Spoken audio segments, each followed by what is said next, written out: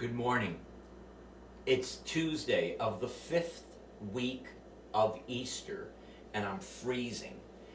This is May. It's May 12th. Shouldn't it be a lot warmer than this? Well, we're going to warm up a little for the next 4 days. Not by necessarily outside temperatures, by what we're going to do. A little bit different for our 5 minutes with Father Len.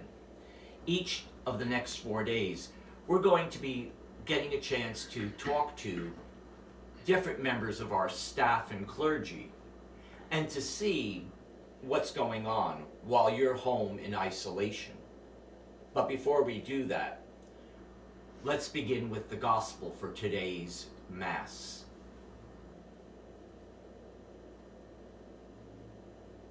Jesus said to his disciples, "Peace I leave with you, my peace I give to you. Not as the world gives do I give it to you. Do not let your hearts be troubled or afraid. You heard me tell you, I am going away, and I will come back to you. If you loved me, you would rejoice that I am going to the Father, for the Father is greater than I. And now I have told you this before it happens, so that when it happens, you may believe. I will no longer speak much with you, for the ruler of the world is coming. He has no power over me, but the world must know that I love the Father, and that I do just as the Father has commanded me."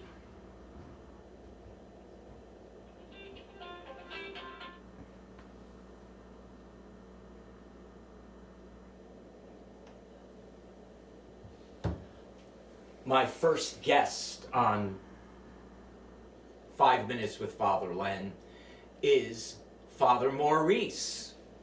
Father Maurice is lounging here with me in the staff lounge, and he is relaxing. And because of social distancing, we are not near each other. So, Father Maurice, what have you been doing now that you have social distancing and quarantine? Well, I have radically changed my lifestyle. How is that? I get up at 3:30 every morning, which is what I have been doing for 50 years. I get up, first thing I do, put my coffee on. Then take care of nature. And then with my coffee, into my breviary, into the Gospels of the day, into the Rosary, which I say later, but this is all spaced out. My exercises for an hour every morning. So now this takes me to about 8:30. And I'm fired up, ready to go. I have my breakfast, which is usually yogurt and almonds and some fruit, and that's it. And then I go about my day. What do I do for the rest of the day? I just wander around aimlessly without a destination. But I focus on prayer all the time. I take a line from my readings in the morning and I put it on an index card, that one line, and that becomes my mantra for the day. And I might say it 500 times in the course of the day. So when I get bored, I go out, I get in my car, and I drive around. Sometimes I drive down the shore, and then I come back. Here, there, and everywhere, with a mask on, of course, not when I'm in the car or in my house, but if I go into the store to get some fruit or something, I wear my mask, of course. And after that, I come back, and in the afternoon, I have a pretty substantial routine with that too. A nap? No, I smoke a very good cigar. It usually takes an hour and 20 minutes. And that's a period of solid meditation, listening one day to Chopin, to another day I'm listening to Liszt or my favorite people. and I sit out on what I call the Momo Lounge, which is the porch that has been enclosed, as you know, by the Knights of Columbus. Unfortunately, they did that, because if I had to stay in the house the whole time, that would really be a basket case. But I get out there, it's a peaceful time for me. I got very good chairs that I bought. I enjoy my cigar, I enjoy the music, the peacefulness of it all. So that's what I do.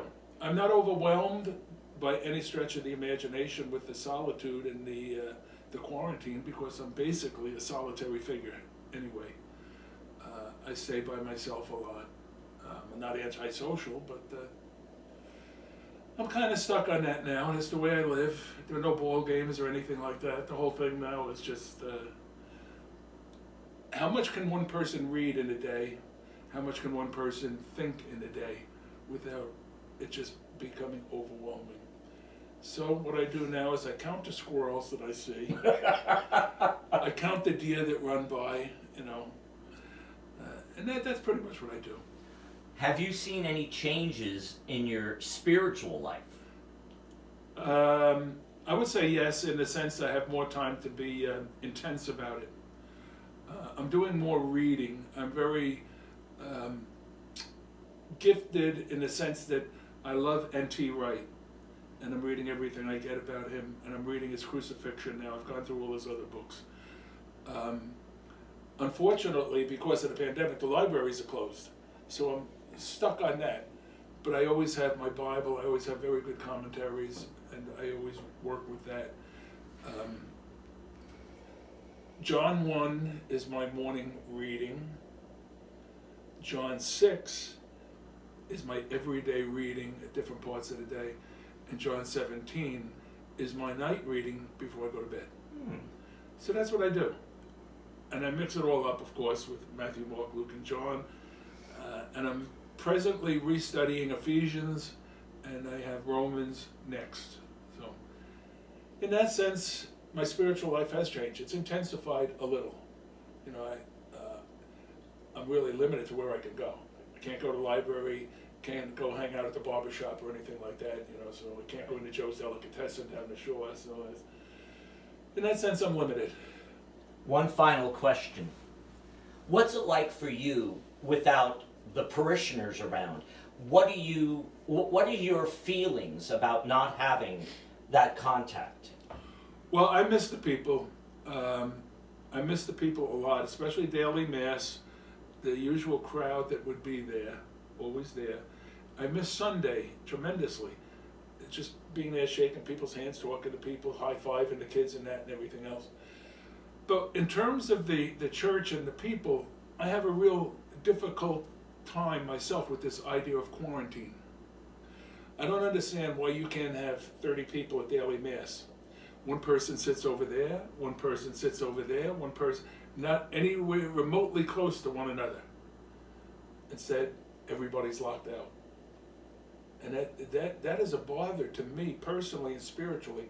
And I don't know if we're ever going to recover what we've lost with this pandemic in terms of people. So it's going to be interesting to see what happens. But what's it like for me without the people? I miss them tremendously.